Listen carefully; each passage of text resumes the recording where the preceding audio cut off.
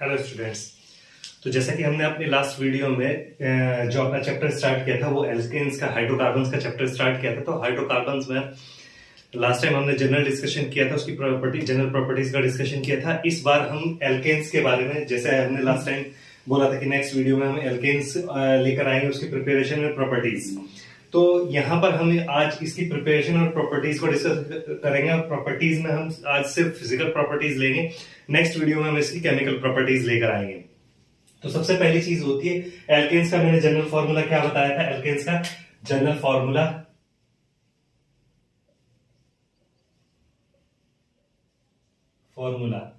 वो बताया था मैंने, CnH2n+2।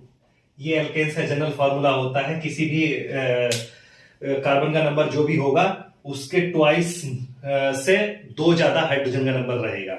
Methane, ethane, propane, butane, pentane, hexane, आप कुछ भी देख लीजिए, सब में यही जनरल फॉर्मूला आ जाएगा उसका निकलने के बाद। नेक्स्ट, इसके बाद हम आ जाते हैं कि अपनी प्रिपरेशन हम कैसे करते हैं। तो प्रिपरेशन के लिए हम क्या करेंगे कि डिफरेंट मेथड है प्रिपेयर करने के लिए एल्केन्स को। तो सबसे पहला जो मेथड है वो अनसैचुरेटेड हाइड्रोकार्बन्स का हम रिडक्शन करके उसको प्रिपेयर करते हैं। तो फर्स्ट मेथड क्या है? हम अब ले रहे हैं प्रिपेरेशन। तो प्रॉपर्टीज को मैं यहां से हटा देता हूं, प्रॉपर्टीज को हम बाद में लेंगे। तो प्रिपेरेशन की बात कर रहे हैं हम। प्रिपेरेशन में सबसे पहला क्या है? By unsaturated hydrocarbon, by reduction of unsaturated hydrocarbon.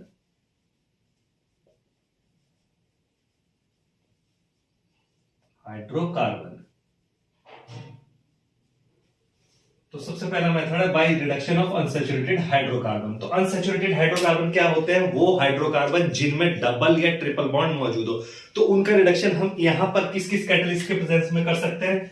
तो जो हमारे कैटलिस्ट यूज होते हैं वो कैटलिस्ट कौन से हैं? पैलेडियम या प्लेटिनम या रानी निकिल। इनकी प्रेजेंस में हम इस रिएक्शन को करते हैं। तो इन तीन कैटलिस्ट की प्रेजेंस में हम इस रिएक्शन को करते हैं। और कैसे करते हैं? जनरल फॉर्मूला, जनरल रिएक्शन क्या हो जाएगी? RCH डबल बॉन्ड CHR, और इन तीनों में से कोई भी कैटलिस्ट, पैलेडियम, प्लेटिनम या रानी निकिल, कोई भी कैटलिस्ट लेंगे तो हमारा RCH2CH2R ये हमारा प्रोडक्ट बनेगा। और ये क्या होंगे? Alkanes, alkane. और ये क्या है? एल्कीन, एल्कीन का रिडक्शन कर रहे हैं। इसी तरीके से अगर हम एल्काइन का रिडक्शन करें, RC ट्रिपल बॉन्ड CR, तो यहां पर जो हाइड्रोजन यूज हो रही है, यहां पर एक एटम हाइड्रोजन का यूज हो रहा है, यहां पर दो एटम हाइड्रोजन के यूज, दो मॉलिक्यूल, एटम नहीं मॉलिक्यूल, वही अपना पैलेडियम, प्लेटिनम या रानी निकिल, इनकी प्रेजेंस में करेंगे तो आपको RCH2CH2R मिल जाएगा। ये हमारी एल्केन बन जाएगी ऐसे रिडक्शन के बाद। अब क्या होता है? रानी निकिल जो है, एक इंपॉर्टेंट चीज क्या है? ये रानी निकिल जो है ये एक्टिव फॉर्म है निकिल की, एक्टिव फॉर्म ऑफ निकिल। ठीक है। ये कैसे ऑब्टेन करते हैं हम? जो निकल एल्यूमिनियम अलॉय होता है, 50-50% उसमें निकल और एल्यूमिनियम होता है, उससे हम इसको ऑब्टेन करते हैं। ठीक है, हीटिंग करने पे। अब इसमें क्या खास बात, आप एक चीज देख रहे होंगे कि एक एल्केन होता है हमारा मीथेन, CH4, जहां सिर्फ एक ही कार्बन है। लेकिन जब हम एल्कीन या एल्काइन को रिड्यूस करेंगे तो वहां minimum number of carbon atom कितना होता है? 2 होता है। तो minimum number of carbon atom, जैसे एग्जांपल, मैं minimum number of carbon atom से चलता हूं, एग्जांपल लेके। अगर मैं लू यहां पर CH2 double bond CH2, 2 carbon होने चाहिए एटलीस्ट डबल बॉन्ड होने के लिए, प्लस H2, मैंने इसका रिडक्शन किया पैलेडियम या प्लेटिनम या रानी निकिल से, तो मुझे क्या मिला? CH3CH3 इथेन मिला। तो मेथेन हम इस मेथड से नहीं बना सकते। ठीक है, तो कोई भी ऐसा एल्कीन या एल्काइन एग्जिस्ट नहीं करता कि वहां पे सिर्फ सिंगल कार्बन हो। तो मीथेन हम इस मेथड से नहीं बना सकते, ये एक इंपॉर्टेंट चीज है, याद रखिएगा।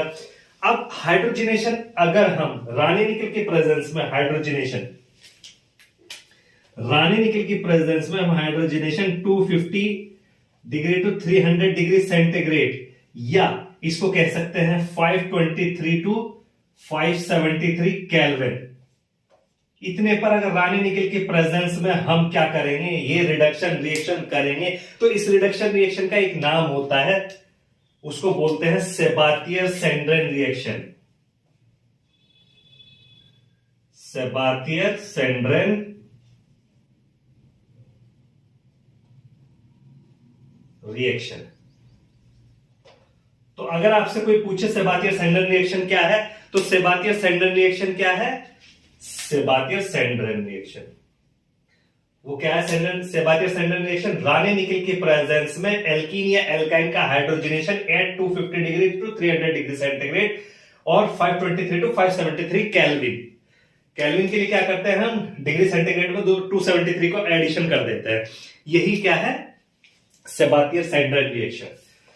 नेक्स्ट, फिर इसके बाद आता है कि अब नेक्स्ट मेथड क्या है प्रिपरेशन का, तो नेक्स्ट मेथड जो है वो है वुड्स रिएक्शन या फ्रॉम एल्किल हैलाइड, उसमें पहला आता है वुड्स रिएक्शन। तो कैसे बना सकते हैं, from alkyl halide, alkyl halide से भी हम सिंथेसाइज कर सकते हैं प्रिपरेशन। नेक्स्ट आता है from alkyl halide,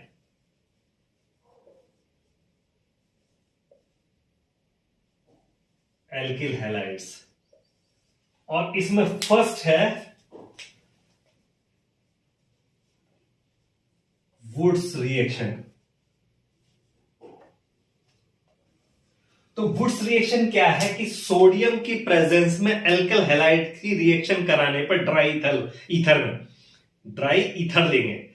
dry solvent क्यों लेते हैं, क्योंकि क्या होता है, हमारी एल्कली मेटल हम यहां पे यूज कर रहे हैं सोडियम, जो कि मॉइस्चर सेंसिटिव है, मॉइस्चर के कांटेक्ट में आती फायर करेगा, ठीक है, क्या हो जाएगा, फायर पकड़ लेगा, आग पकड़ लेगा, तो इसलिए हम ड्राई ईथर यूज करते हैं, ठीक है। ड्राई ईथर की प्रेजेंस में एल्किल हैलाइड को सोडियम के साथ रिएक्ट कराने पर हमें क्या मिलता है, कॉरस्पॉन्डिंग एल्केन हमें मिलती है, जैसे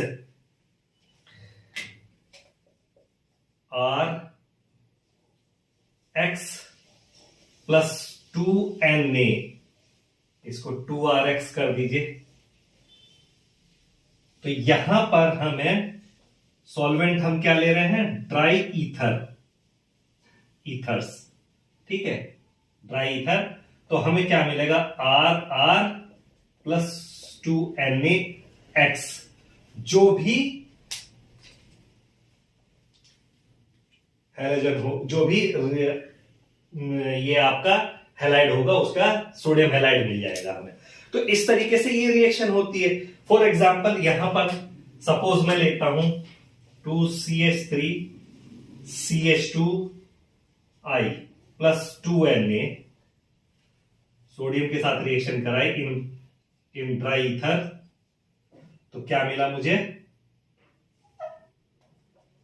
CH3 CH2 CH2 CH3 plus 2NaI, sodium iodide, ये मिल गया मुझे। तो इस तरीके से ये रिएक्शन होती है। अब क्या इस रिएक्शन में हम क्या कर सकते हैं कि क्या हम इसमें, आप देखिए यहां पे हम जो ये एल्काइल हैलाइड ले रहे हैं, क्या इस एल्काइल हैलाइड के अलावा अगर हम दो डिफरेंट एल्काइल हैलाइड ले सके तो क्या हमें जो एल्केन चाहिए वो मिलेगी। जैसे सपोज मैं यहां पर ले लू CH3 CH2I प्लस 2Na और दूसरा एल्किल हैलाइड ले लू मैं CH3I मिथाइल आयोडाइड, तो एग्जैक्टली क्या होगा कि प्रोपेन मिलेगी हमें, CH3 CH2 CH3 plus 2NaI बनेगा, ठीक है, बिल्कुल बनेगी प्रोपेन। मगर यहां पर एक प्रॉब्लम है कि CH3 ये सोडियम जब रिएक्ट करेगा तो CH3I के साथ में CH3I मिथाइल आयोडाइड के साथ में और इथाइल आयोडाइड, दो अलग अलग रिएजेंट है, ये दोनों मॉलिक्यूल अगर डिस्ट्रीब्यूट होके सपोज इसके साथ रिएक्ट करे तो यहां से क्या प्रोड्यूस करेगा, ये CH3 CH2 CH2 CH3, ये ब्यूटेन प्रोड्यूस करेगा, प्रोपेन तो मिल रहा है हमें, प्रोपेन तो मिल रहा है, ठीक है, ब्यूटेन प्रोड्यूस करेगा। और साथ ही साथ क्या होगा कि इसके साथ भी अगर कुछ पार्शियली रिएक्ट करे तो यहां से क्या प्रोड्यूस करेगा, CH3 इथेन प्रोड्यूस करेगा। तो हमें मिक्सचर मिलेगा। किस किस का मिक्सचर मिलेगा, एक तो ब्यूटेन का मिक्सचर मिलेगा, प्रोपेन का मिक्सचर मिलेगा और इथेन का मिक्सचर मिलेगा। तो 3 एल्केन्स का हमें मिक्सचर मिलेगा। तो यहां पर हम जो भी अगर प्योर एल्केन जो हमें चाहिए, सपोज हमें प्रोपेन चाहिए और हम उसको प्रोड्यूस करना चाहें तो वो बहुत कम क्वांटिटी में, और चूंकि इथेन उसको आइसोलेट करना में डिफिकल्ट हो जाएगा क्योंकि कार्बन के नंबर C4 तक, C1 to C4 तक सब गैसेस होती हैं, तो उसको सेपरेट करना भी डिफिकल्ट हो जाएगा। तो इसलिए इस मेथड से हम प्योर एल्केन प्रिपेयर नहीं कर सकते। जो प्योर एल्केन हमें चाहिए वो एल्केन हम प्रिपेयर नहीं कर सकते इस मेथड से। तो देन उसके बाद दूसरा मेथड क्या आता है वुड्स के बाद इसी में एक आता है सेकंड एल्किल हैलाइड से हम प्रिपेयर करते हैं कोरेहाउस रिएक्शन, ठीक है। सेकंड आता है इसमें, इसका सेकंड पार्ट क्या है, कोरेहाउस रिएक्शन, ठीक है भैया। तो कोरेहाउस रिएक्शन, ये इसमें क्या है, हम प्योर एल्केन प्रोड्यूस कर सकते हैं सिमेट्रिकल और अनसिमेट्रिकल हर तरीके से जिसको हम चाहें, ठीक है। ये दोनों सिमेट्रिकल और अनसिमेट्रिकल दोनों तरह की प्योर एल्केन प्रोड्यूस करने के लिए यूज हो सकता है।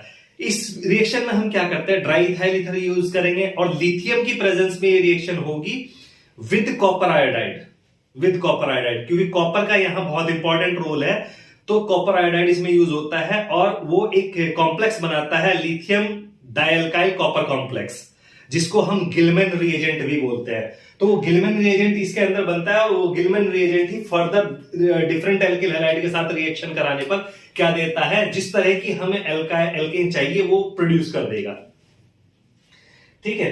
तो इस रिएक्शन में सबसे पहले क्या होता है कि जो आपका जो भी एल्किल हैलाइड आप लेंगे उसको लिथियम से रिएक्ट कराते हैं और उसका एल्काइल लिथियम बना देते हैं, ठीक है। 2RX plus 2Li। तो यहां से क्या होगा, जो ये RR है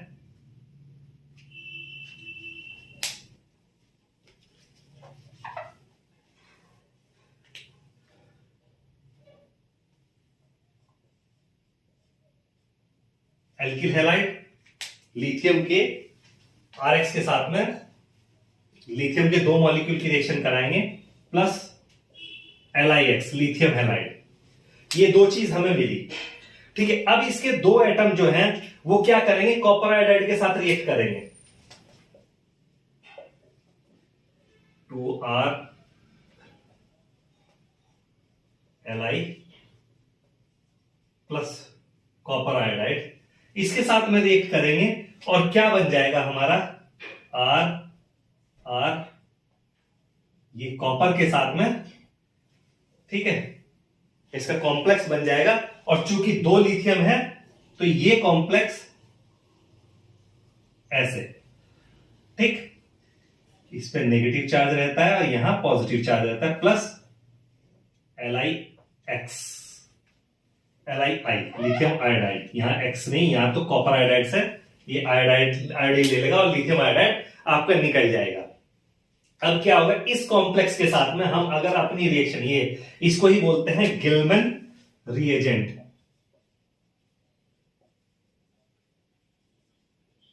गिलमैन रिएजेंट। अब इस गिलमैन रिएजेंट की अगर हम रिएक्शन किसके साथ करेंगे, या लिथियम डाइअल्काइल कॉपर, ठीक है, लिथियम डाइअल्काइल, 2 एल्काइल है कॉपर। तो इस इसके साथ में अगर हम इसकी रिएक्शन कराएंगे किसी भी अपने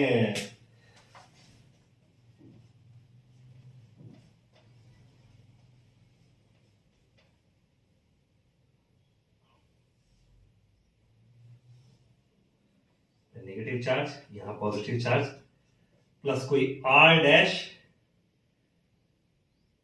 हमारा हैलाइड है, तो इस पे क्या वो रहेगा, ये यहां से बॉन्ड टूटेगा, अटैक करेगा इधर, और ये लिथियम जो है हैलाइड लेके,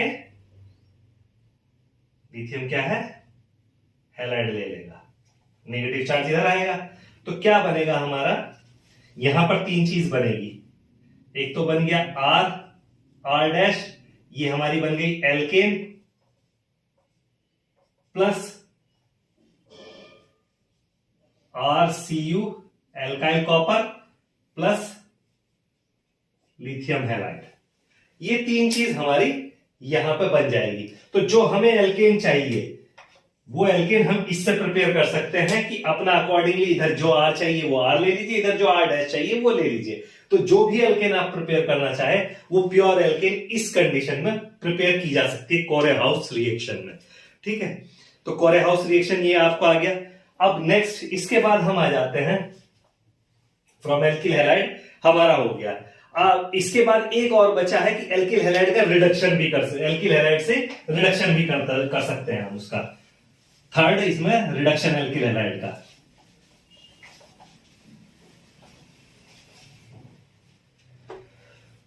तो एल्किल हैलाइड का रिडक्शन जो है जिंक HCl के रिडक्शन, इसको थर्ड नेक्स्ट ही ले लेते हैं, from the reduction of alkyl halide.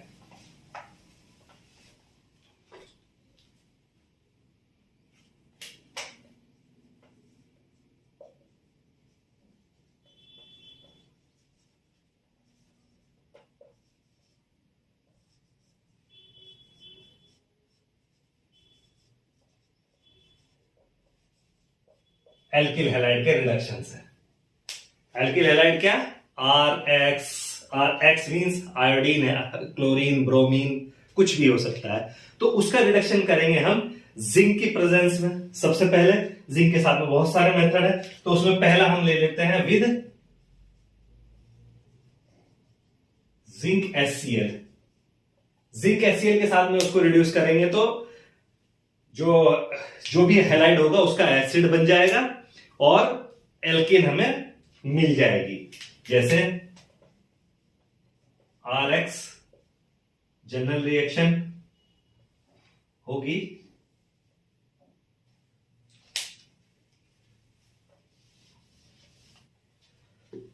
Reduction हो रहा है मतलब हाइड्रोजन यूज हो रही है जिंक HCl की प्रेजेंस में।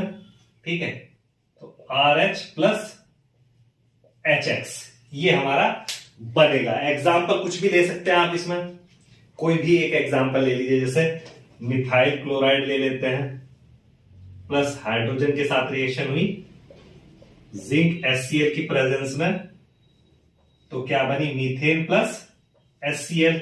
या इथाइल ब्रोमाइड ले लीजिए, CH3CH2 Br प्लस हाइड्रोजन की रिएक्शन हुई जिंक HCl की प्रेजेंस में, तो CH3CH3, यहां एक H आ जाएगा और एक HBr लेके निकल जाएगा। तो ऐसे जो हमारी जो एल्केन्स है वो बन जाएगी। यहां पे क्या बनी, मीथेन, और यहां पे क्या बनी, इथेन। ठीक है, तो इस तरीके से हमारा क्या बन जाएगा, इसमें जो हमारा ये है एल्केन्स प्रिपरेशन हो कर सकते हैं। ठीक है, नेक्स्ट इसके बाद इसका रिडक्शन हम प्लेटिनम और पैलेडियम की प्रेजेंस में भी कर सकते हैं। सेम रिएक्शन रहेगी, कोई ज्यादा डिफरेंस नहीं, सिर्फ कैटलिस्ट चेंज हो जाएंगे in presence of with use of palladium और प्लेटिनम कैटलिस्ट। ठीक है, with use of palladium and platinum catalyst. यहां पे भी क्या होगा कि RX plus hydrogen in presence of palladium और प्लेटिनम, कोई भी एक कैटलिस्ट लेंगे और क्या मिल जाएगा हमें, RH plus HX। Same reaction रहेगी। Example CH3CH2 Br plus H2 palladium और प्लेटिनम, और ये HBr जो बनेगा ये उस कैटलिस्ट को क्विंच भी कर देगा कुछ हद तक। तो CH3 प्लस HBr। तो इस तरीके से हमें यहां क्या मिल रहा है, इथेन। जो भी एल्केन आप चाहे उसका हैलाइड लेके आप यहां पे रिडक्शन से बना सकते हैं। एक तीसरा मेथड इसमें आता है जब रिडक्शन करते हैं विद रेड फॉस्फोरस, ठीक है, with red phosphorus.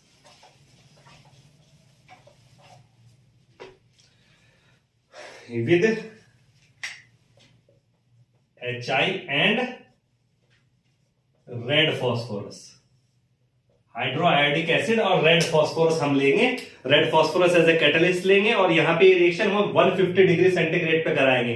150 degree centigrade या कह लीजिए 273 ऐड कर देंगे तो 423 केल्विन पर ये रिएक्शन होगी और हमें क्या मिल जाएगा, हमारा एल्केन मिल जाएगा और HBr प्लस आयोडीन निकलेगा। RX या RBr जो भी आप लेना चाहें, हेलोजन ब्रोमाइड के साथ में ही रिएक्शन होती है। RBr plus HI, red phosphorus आप लेंगे और 150 डिग्री सेंटीग्रेड या 423 केल्विन टेम्परेचर, ठीक है, इस पे हीट करेंगे तो आपका क्या बनेगा, RH plus HBr plus I2। अब ये जो आयोडीन निकल रहा है, ये जो कैटलिस्ट हमने लिया रेड फॉस्फोरस, इस फॉस्फोरस के साथ में रिएक्ट करके क्या बनाएगा, फॉस्फोरस ट्राई आयोडाइड बना देगा, ठीक है। तो ये कंबाइन करेगा 2P प्लस 3I2 और इसके साथ कंबाइन करके क्या बना देगा, ये 2PI3, फॉस्फोरस ट्राई ब्रोमाइड।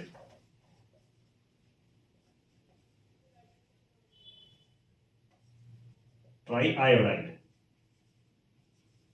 ये इसका बाय प्रोडक्ट बनेगा और ये हमारी एल्केन बनेगी, ठीक है। एग्जाम्पल के लिए आप कोई भी एल्केन ले लीजिए, CH3CH2Br plus 2HI, red phosphorus 150 degree centigrade और क्या निकलेगा, CH3 plus HBr plus iodine, ये निकलेगा, ठीक है। तो ये रेड फॉस्फोरस से रिएक्शन करके हम बना लेंगे अपना एल्केन जो भी बनाना है, ठीक है। इसके बाद हम नेक्स्ट बढ़ेंगे अपना जो है रेड फॉस्फोरस के बाद हम रिडक्शन और करते हैं जिंक कॉपर कपल के साथ में विद एल्कोहल, जो भी हम एल्कोहल लेंगे, ठीक है। रेड फॉस्फोरस के बाद एल्काइल हैलाइड का reduction with zinc copper couple and alcohol.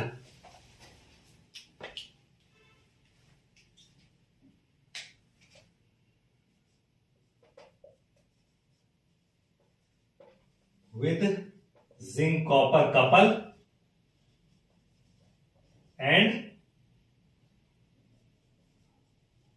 alkyl alcohol, इसके यूज से तो क्या होता है यहां पे, सबसे पहले जो आपका एल्कोहल आप ले रहे हैं, सपोज इथेनॉल आपने ले लिया, तो इथेनॉल रिएक्ट करेगा जिंक कॉपर कपल के साथ में, जिंक के साथ में इन प्रेजेंस ऑफ कॉपर, और उसका बनाएगा जिंक इथॉक्साइड। इथेनॉल की अगर हम बात करें तो क्या हो जाएगा, 2CH3CH2OH प्लस Zn, कॉपर की प्रेजेंस में ये रिएक्शन होगी और क्या बना लेगा, zinc ethoxide CH3CH2O whole twice Zn, ठीक है। और यहां पर H पॉजिटिव निकल जाएगा। अब ये जिंक इथॉक्साइड से जो ये H पॉजिटिव निकला, ये दो H पॉजिटिव क्या बनाएंगे, ये आपस में मिलके, ठीक है, H positive plus H positive ये मिलेंगे, HH निकला जो, ये मिलके क्या बनाएंगे, H2 हाइड्रोजन बनाएंगे, या 2H नेसेंट हाइड्रोजन कह लीजिए। अब ये नेसेंट हाइड्रोजन जो है वो आपके CH3CH2Br एल्किल हैलाइड पे रिएक्ट करेगी, ठीक है, और क्या प्रोड्यूस करेगी, CH3CH3 इथेन। इथेन प्रोड्यूस कर देगी, प्लस एक H क्या ले जाएगा यहां से, Br को ले जाएगा और HBr हाइड्रोब्रोमिक एसिड बना देगा।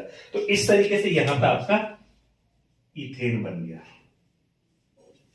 ठीक, जो एल्किल ब्रोमाइड आप यूज करेंगे।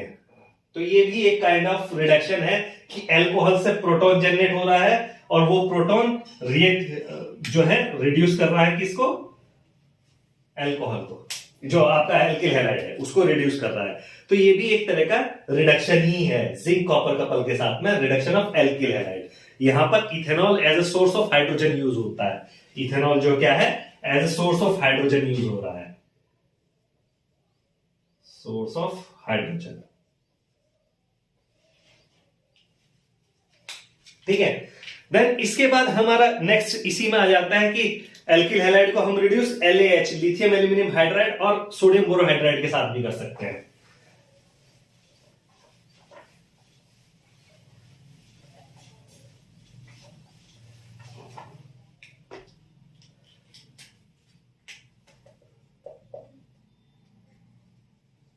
Reduction with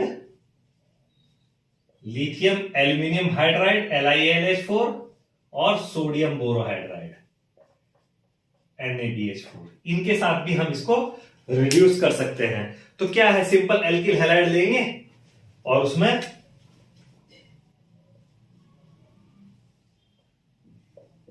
lithium aluminium hydride, ये 4 हाइड्राइड आयन देगा, और यह सोडियम बोरोहाइड्राइड, ये भी 4 हाइड्राइड आयन देगा।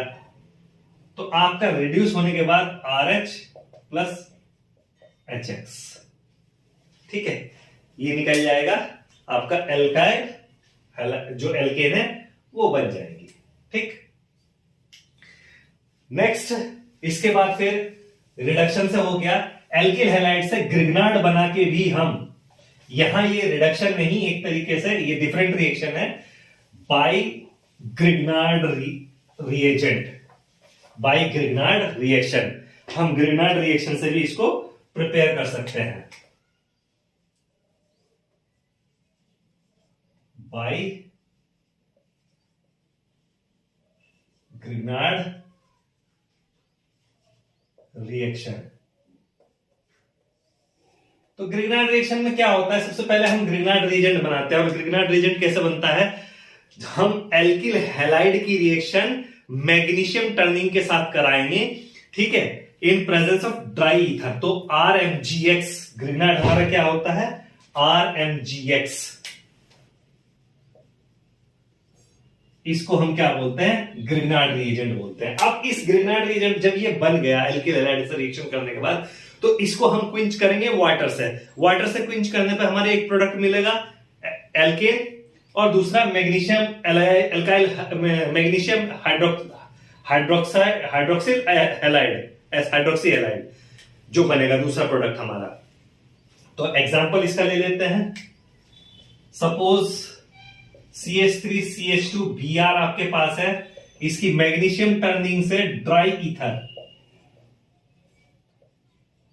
ईथर में हम रिएक्शन करेंगे, तो हमारे पास क्या बनेगा, CH3CH2MgBr, ये ग्रिग्नार्ड रिएजेंट बनेगा।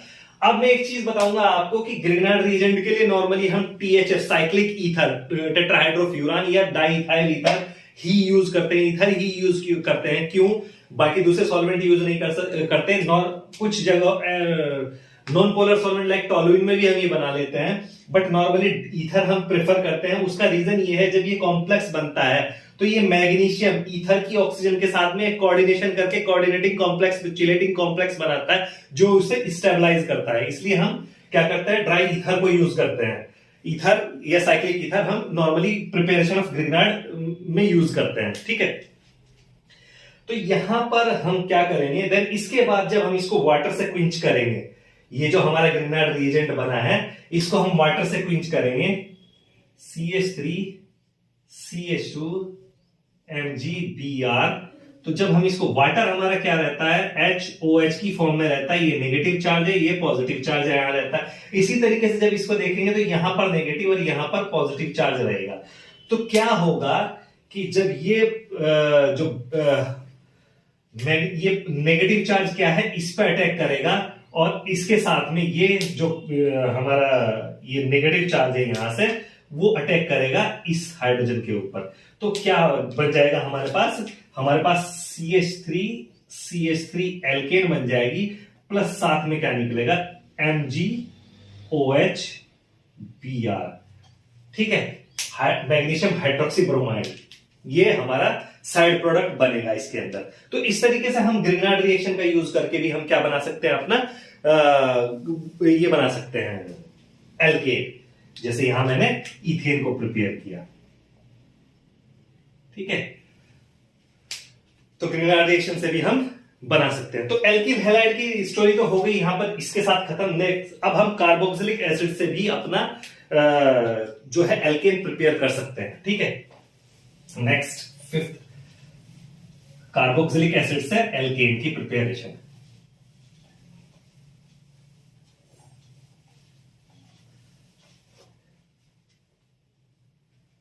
ठीक है, फ्रॉम कार्बोक्सिलिक एसिड।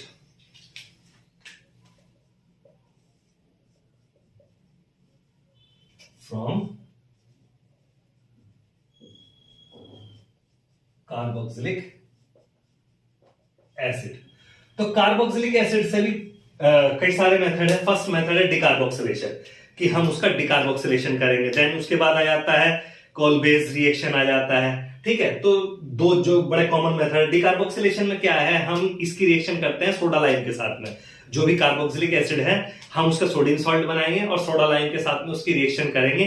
तो क्या होगा, हमारे पास ये रिएक्शन हमारी होती है 630 केल्विन पर, या हम इसको अगर डिग्री सेंटीग्रेड में कन्वर्ट करेंगे तो -273 कर लीजिए, आपका डिग्री सेंटीग्रेड आ जाएगा, अराउंड 357 डिग्री सेंटीग्रेड। तो 357 डिग्री सेंटीग्रेड में सोडा लाइम की प्रेजेंस में ये रिएक्शन होती है और सोडियम सॉल्ट, कार्बोक्सिलिक एसिड के सोडियम सॉल्ट से तो हमें एल्केन मिलती है। और डिकार्बोक्सिलेशन होके जो कार्बन डाइऑक्साइड निकली वो सोडा लाइम के साथ रिएक्शन करके क्या बनाएगी, सोडियम कार्बोनेट, NaOH के साथ में रिएक्शन करके सोडियम कार्बोनेट बना देती है। तो ये रिएक्शन क्या हो जाती है, ये आपकी रिएक्शन फर्स्ट रिएक्शन हो गई बाय डिकार्बोक्सिलेशन, बाय डिकार्बोक्सिलेशन। ठीक है, तो इस वर्ड को याद रखिए, डिकार्बोक्सिलेशन। डिकार्बोक्सिलेशन का मतलब ही होता है कार्बन डाइऑक्साइड का रिमूवल ऑफ कार्बन डाइऑक्साइड। तो आप जनरल में देखिए RCOOH, ये हमारा कार्बोक्सिलिक एसिड है। ठीक है, तो इसका पहले फर्स्ट सोडा लाइम के साथ में रिएक्शन होने पे क्या बनेगा, RCOONA, सोडियम सॉल्ट बन जाएगा। ठीक है, NaOH के साथ रिएक्शन होगी, ये नेगेटिव चार्ज, ये पॉजिटिव चार्ज। ठीक है, तो ये OH, तो इसके साथ रिएक्शन होके इसका हमारे पास सोडियम सॉल्ट बनेगा। ठीक, अब जब सोडियम सॉल्ट बनेगा, ये RCONA, ये सोडियम सॉल्ट NaOH के साथ फर्दर रिएक्शन करेगा कॉपर ऑक्साइड की प्रेजेंस में, सोडा लाइम 3:1 के रेशो में ये रहेगा। ठीक है, 630 केल्विन पर ये रिएक्शन हो रही है और RH प्लस Na2CO3, ये हमारा बन जाएगा। ठीक है, Na2CO3, एक Na यहां से है। ठीक है, क्लियर है।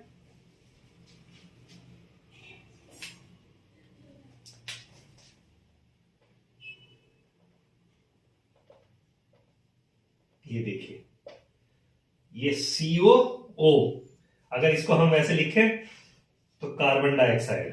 ठीक है, तो क्या है, removal, decarboxylation is removal of carbon dioxide, ये पूरा निकल रहा है और R यहां से हाइड्रोजन ले जाएगा। ठीक है, तो इस तरीके से ये हमारी रिएक्शन होती। अब यहां पर कॉपर ऑक्साइड का भी एक इंपॉर्टेंट रोल है कि हम कॉपर ऑक्साइड, सोडा लाइम ही क्यों लेते हैं। कॉपर ऑक्साइड का सबसे पहले तो ये बहुत हाई टेम्परेचर पे रिएक्शन हो रही है 630 केल्विन पे, ये फैसिलिटेट करता है हाई टेम्परेचर पे रिएक्शन होने को। ठीक है, सबसे पहला काम क्या है कि हाई टेम्परेचर पे ये रिएक्शन होना फैसिलिटेट करता है, रिएक्शन आराम से हो जाती है। अब इसकी प्रॉपर्टी क्या होती है सोडियम हाइड्रोक्साइड की, ये होता है हाइग्रोस्कोपिक। हाइग्रोस्कोपिक। आप इसे थोड़ी देर बाहर रख दीजिएगा, देखिएगा पूरा वाटरी हो जाएगा, पानी पानी सा हो जाएगा, मॉइस्चर को ये एटमॉस्फेयर से ट्रैप करता है। जबकि क्या है, कॉपर ऑक्साइड इस फिनोमिनन को रोकता है। कॉपर ऑक्साइड इसको इसमें मिक्स कर देने से क्या होता है, ये मॉइस्चर को ट्रैप नहीं कर पाता, तो ये ड्राई रहता है। ठीक है, और इस रिएक्शन का भी एक ड्रॉबैक है कि इससे भी हम मीथेन गैस प्रोड्यूस नहीं कर सकते। ठीक है, नहीं सॉरी, गलत बोल गया हूं, इससे हम मीथेन प्रोड्यूस कर सकते हैं। इस मेथड से हम मीथेन प्रोड्यूस कर सकते हैं, और यही मीथेन का लेबोरेटरी मेथड है प्रोड्यूस करने का।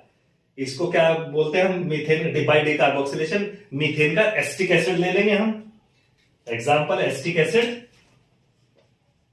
CH3CONA, सोडियम सॉल्ट ले लिया, सोडियम एसिटेट, और NaOH की रिएक्शन कॉपर ऑक्साइड की प्रेजेंस में 630 केल्विन पे कराएंगे, तो हमें मीथेन गैस मिलेगी प्लस Na2CO3। अब इसको हम इकट्ठा जो करते हैं मीथेन को, ये वाटर के ऊपर हम इसको इकट्ठा करते हैं, नीचे से वाटर से पास करेंगे तो ये वाटर के ऊपर की लेयर पे इकट्ठा हो जाएगी, क्योंकि इसकी डेंसिटी वाटर से गैसियस है, डेंसिटी वाटर से कम होती है, वाटर में इंसॉल्युबल होती है। तो वाटर के ऊपर एक फ्लास्क रहेगा जो ऊपर से क्लोज रहेगा, और नीचे से हम उसमें गैस पास करेंगे आफ्टर रिएक्शन, तो ऊपर वाटर के ऊपर ही कलेक्ट होती रहेगी। तो इस तरीके से हम मीथेन का प्रोडक्शन इस मेथड से कर सकते हैं। ठीक है, नेक्स्ट कॉल-बेस्ड इलेक्ट्रोलिसिस। नेक्स्ट इसमें पार्ट आ जाता है कॉल-बेस्ड इलेक्ट्रोलिसिस।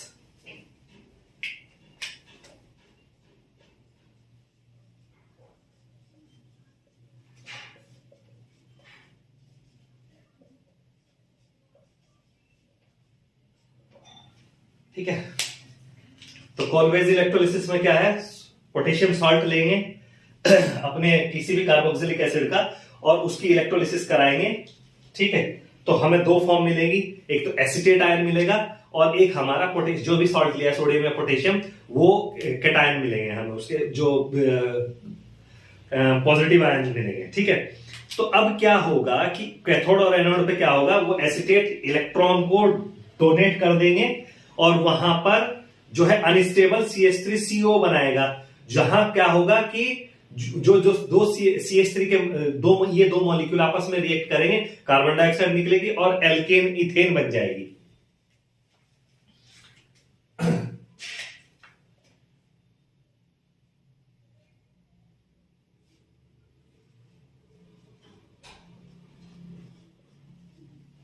ये हमने लिया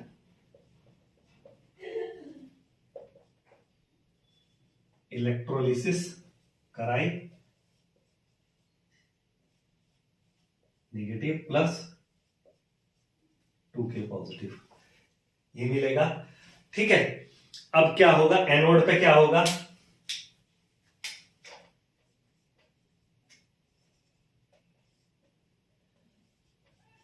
CH3CO negative minus 2 electron revolve करेगा, तो क्या बन जाएगा 2CH3COO। ये क्या होता है, अनस्टेबल, ये अनस्टेबल होता है, और ये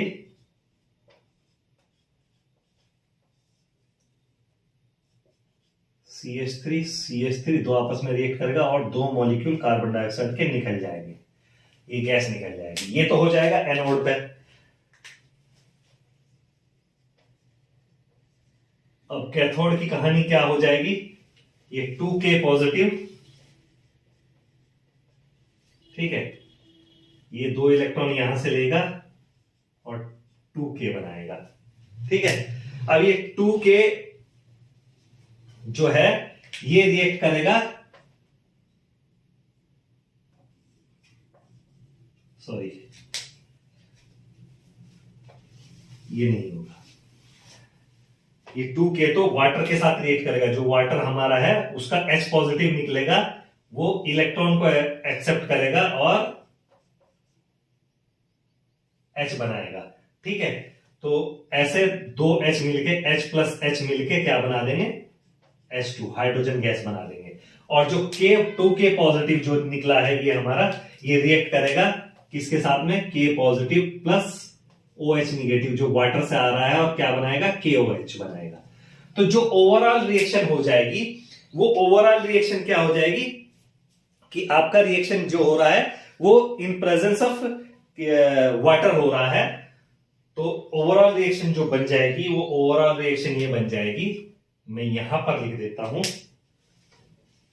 एनोड इरेज करके यहां पर लिख देता हूं, 2CH3COK प्लस H2O इलेक्ट्रोलिसिस होगी, तो जो बनेगा CH3 plus CO2 plus 2KOH, ये आपकी ओवरऑल रिएक्शन हो जाएगी।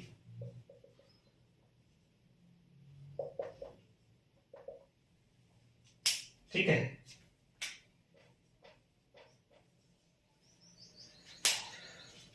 इस तरीके से आपकी ओवरऑल रिएक्शन आपको आ जाएगी। प्लस हाइड्रोजन भी निकल रही है, प्लस H2, दो गैसेस निकलती है, कार्बन डाइऑक्साइड और हाइड्रोजन। तो इस तरीके से हमारे पूरे, इस मेथड से भी आपको दिख रहा होगा, इस मेथड से भी हम मेथेन नहीं बना सकते, इस मेथड से भी मेथेन नहीं बना सकते। देन इसके बाद इसमें कार्बोक्सिलिक एसिड का भी रिडक्शन करते हैं, वो हाइड्रोआयोडिक एसिड की प्रेजेंस में करते हैं। थर्ड इसमें मेथड आ जाता है कार्बोक्सिलिक एसिड से ही रिडक्शन करने पर, reduction of carboxylic acid, third method आ गया।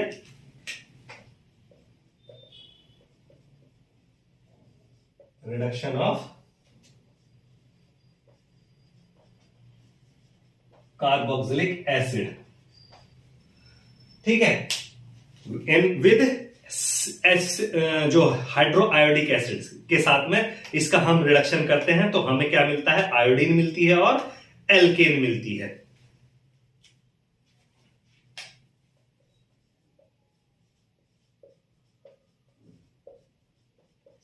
HI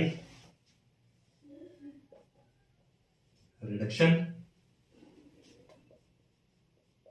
RH plus 2H2O plus 3I2, क्या मिला हमें, आयोडीन मिली और एल्केन मिला। एग्जाम्पल ले सकते हैं,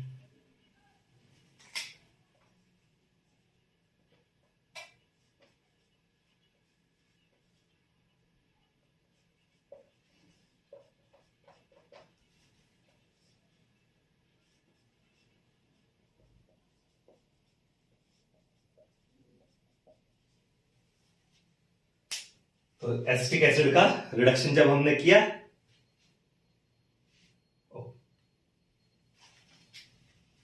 जो हमारा ये रिड्यूस हो रहा है कार्बन, तो RCH3, यहां पर हमारा बनना है RCH3, तो यहां पर भी जो बनेगा हमारा CH3, ठीक है। तो इस तरीके एक CH3 मौजूद है, दूसरे कार्बन का रिडक्शन हो रहा है यहां पर, तो इस तरीके से इथेन बनेगी। इस मेथड से भी मेथेन नहीं प्रिपेयर की जा सकती, ठीक है। देन अब इसके बाद आ जाते हैं हम, ये प्रिपरेशन ऑफ एल्केन्स खत्म हो चुका है। इसके बाद हम फिजिकल प्रॉपर्टीज इसकी कुछ जान लेते हैं। केमिकल प्रॉपर्टीज हम नेक्स्ट वीडियो में कवर करेंगे।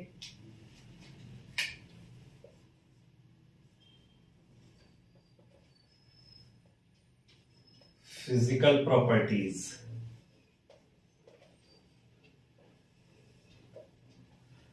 ठीक है। तो फिजिकल प्रॉपर्टीज में क्या है, एल्केन्स के बारे में एक तो आपको क्या चीज पता चली कि एल्केन जो है उनके बीच में कैसे बॉन्ड होते हैं, कोवेलेंट बॉन्ड होते हैं। कार्बन कार्बन और कार्बन एंड हाइड्रोजन, ये कैसे बॉन्ड है इनके बीच में, कार्बन कार्बन और कार्बन हाइड्रोजन के बीच में कोवेलेंट बॉन्ड है।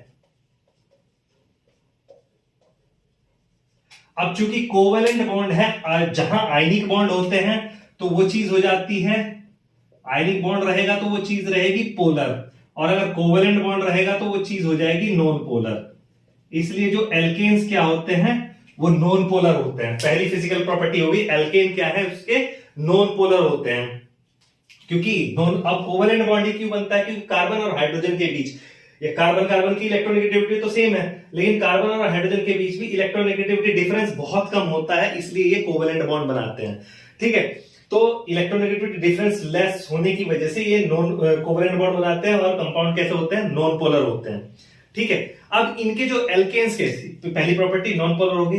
इन सेकंड प्रॉपर्टी क्या होती है, चूंकि इनमें कोवेलेंट बॉन्ड बनते हैं तो इनके जो मॉलिक्यूल हैं वो आपस में एक दूसरे के साथ में जो बाइंड रहते हैं वो वैन डर वाल्स फोर्सेस की वजह से बाइंड रहते हैं, और वैन डर वाल्स फोर्सेस जो है बहुत वीक होते हैं। वैन डर वाल्स फोर्सेस की वजह से ये एक दूसरे के से बाइंड रहते हैं, और वैन डर वाल्स फोर्सेस जो होते हैं ये वीक फोर्सेस होते हैं, वीक फोर्स।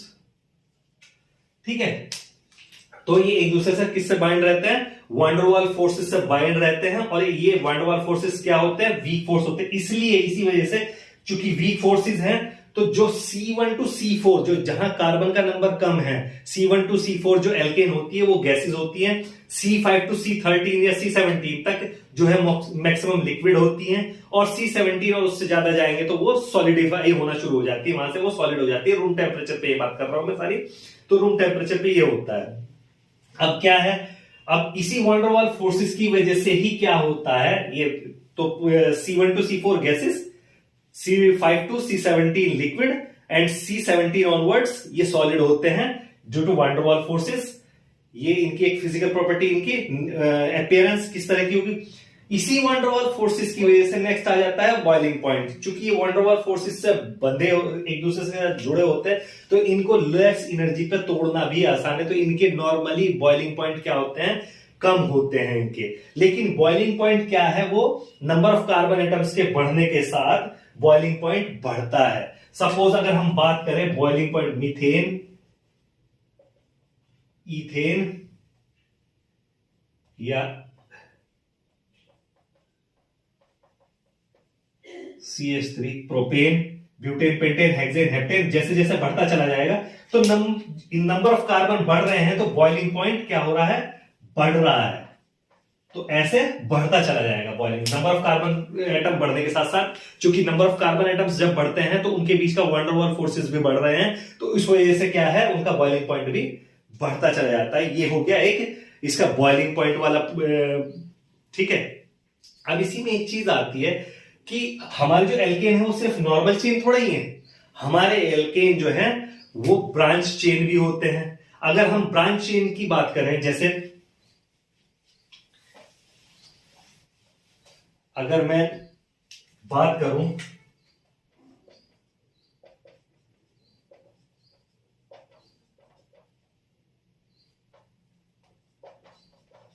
ये हमारा पेंटेन है, अब पेंटेन हमारा ये भी हो सकता है 5 कार्बन चेन का, ये भी हो सकता है, और नियो पेंटेन भी बन सकता है इसमें।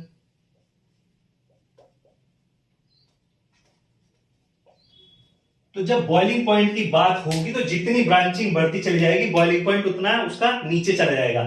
और तो इससे हमें क्या पता चलता है कि बॉइलिंग पॉइंट जो है सबसे ज्यादा इसका होगा, देन इसका सबसे कम होगा। तो इससे हमें क्या, ब्रांचिंग बढ़ने से बॉइलिंग पॉइंट घट रहा है। तो क्या कंक्लूजन निकला हमारा, ब्रांच चेन कंपाउंड जो है उनका बॉइलिंग पॉइंट कम होता है as compare to normal chain compound. Straight chain compound के कंपैरिजन में उनका बॉइलिंग पॉइंट कम होता है ब्रांच चेन का। तो एक फिजिकल प्रॉपर्टी ये हो गई कि बॉइलिंग पॉइंट कैसे घटता बढ़ता है और किस केसेस में कम और किस केसेस में ज्यादा रहेगा। देन इसके बाद आ जाता है मेल्टिंग पॉइंट। बॉइलिंग पॉइंट के बाद आ जाता है मेल्टिंग पॉइंट।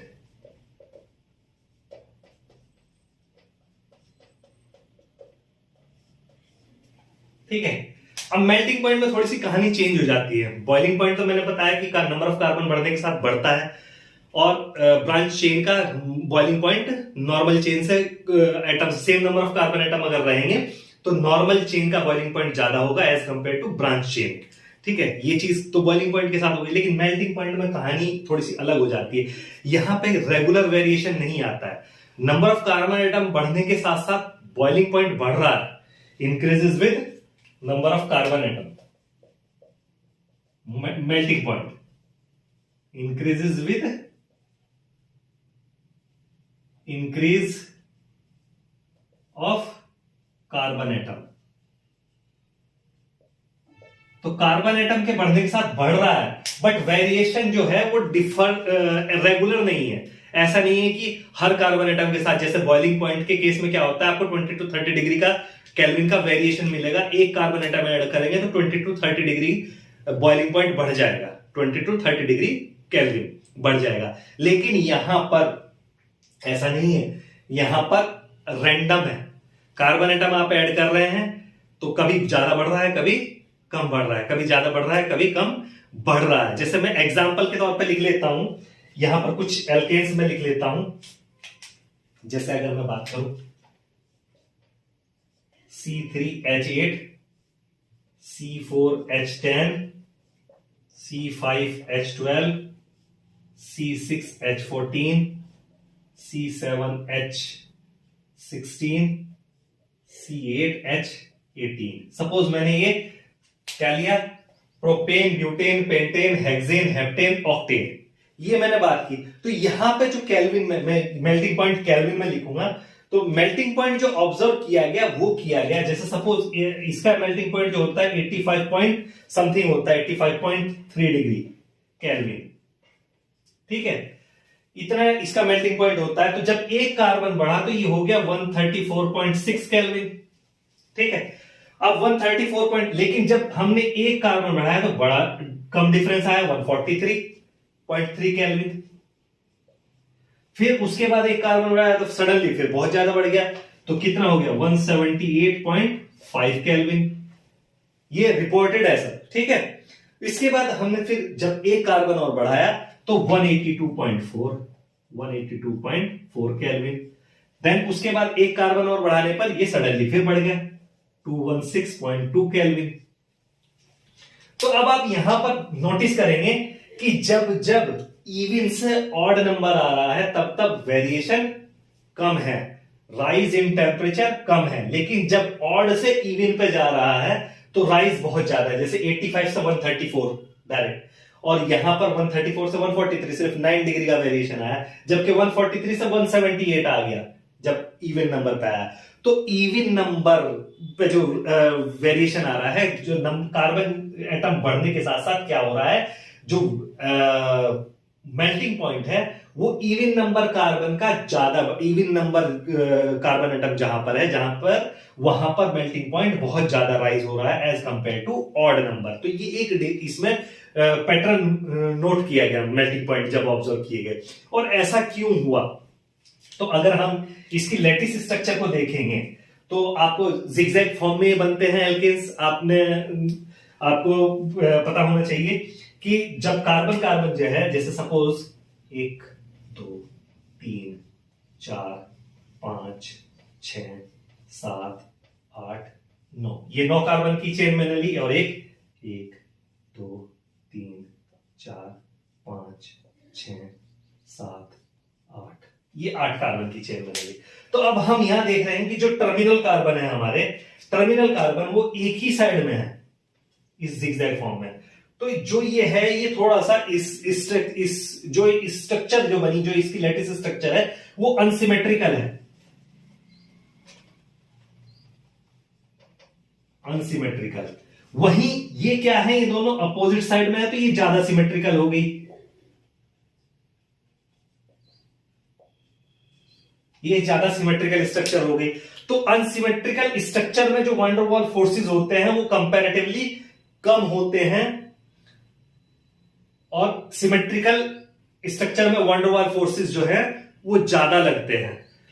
जो मॉलिक्यूल अटैच रहते हैं तो वो वैन डर वाल्स फोर्सेस यहां पर ज्यादा स्ट्रॉन्ग रहते हैं as compare to unsymmetrical structure, वो एक दूसरे से अच्छे से बाइंड नहीं हो पाते। इस वजह से यहां पर राइज जो है मेल्टिंग पॉइंट का वो कम मिल रहा है, और यहां पर राइज मेल्टिंग पॉइंट का जो सिमेट्रिकल स्ट्रक्चर है उसमें ज्यादा मिल रहा है, ठीक है। तो ये मेल्टिंग पॉइंट भी आपको समझ में आ गया होगा आई थिंक। नेक्स्ट एक स्ट्रक्चर, इसके बाद मेल्टिंग पॉइंट के बाद नेक्स्ट आ जाता है सॉल्युबिलिटी। तो सॉल्युबिलिटी के साथ में नेक्स्ट पॉइंट आ जाता है आपका सॉल्युबिलिटी। सॉल्युबिलिटी के लिए मैं एक ही चीज बोलता हूं कि लाइक डिसॉल्व्स लाइक। चूंकि ये नॉन पोलर कंपाउंड है तो नॉन पोलर सॉल्वेंट में ही डिसॉल्व होंगे। ये क्या है? Non polar. एल्केन्स क्या होते हैं? नॉन पोलर होते हैं, तो ये डिसॉल्व कहां में होते हैं? नॉन पोलर सॉल्वेंट में। ठीक है, ये polar solvent like water, methanol, इसके अंदर डिसॉल्व नहीं होंगे। आप लेबोरेटरी में करके भी देख सकते हैं कि आप हेक्सेन ले लीजिए। हेक्सेन क्या है? आपका एल्केन है, उसको मिथेनॉल में मिक्स कर दीजिए। दोनों ऑर्गेनिक कंपाउंड है, लेकिन आपको दोनों की लेयर सेपरेट दिखाई देगी। ठीक है, मिथेनॉल अलग दिखाई देगा और हेक्सेन अलग दिखाई देगा। मिथेनॉल नीचे रहेगा, हेक्सेन ऊपर रहेगा। आप इसे लेबोरेटरी में करके देख सकते हैं, या वाटर के साथ मिक्स कर दीजिए। वाटर से भी उसकी मिक्सिंग नहीं होगी, वो डिसॉल्व नहीं होगा, सेपरेट रहेगा। ठीक है, तो सॉल्युबिलिटी लाइक डिसॉल्व्स लाइक, जैसा मैंने कहा लाइक डिसॉल्व्स लाइक, इस कॉन्सेप्ट पे आपकी पूरी सॉल्युबिलिटी डिपेंड करती है। लाइक डिसॉल्व्स लाइक, जो जैसा है वैसे को अपने में घोल लेगा, अच्छे अच्छे को और बुरा बुरे को। ठीक है, तो इसके बाद डेंसिटी। तो एल्केन जो है इनकी डेंसिटी वाटर से कम होती है। नेक्स्ट है डेंसिटी। इनकी डेंसिटी किससे कम होती है? वाटर से कम होती है, लेस देन वाटर। तो वाटर के साथ मिक्स करेंगे तो ये वाटर के ऊपर फ्लोट कर जाएंगे, वाटर के ऊपर तैरते रहेंगे। ठीक है, तो ये और नंबर ऑफ कार्बन एटम बढ़ने के साथ साथ increase with number of density भी increases with increase of carbon atom. ठीक है, कार्बन एटम बढ़ने के साथ बढ़ती है। तो इसी के साथ आज का हम अपना वीडियो यहीं पर खत्म करेंगे। नेक्स्ट वीडियो में हम लेकर आएंगे chemical properties of alkene. Video पसंद आया हो तो वीडियो को लाइक करें, शेयर करें और चैनल को सब्सक्राइब करें। Thank you.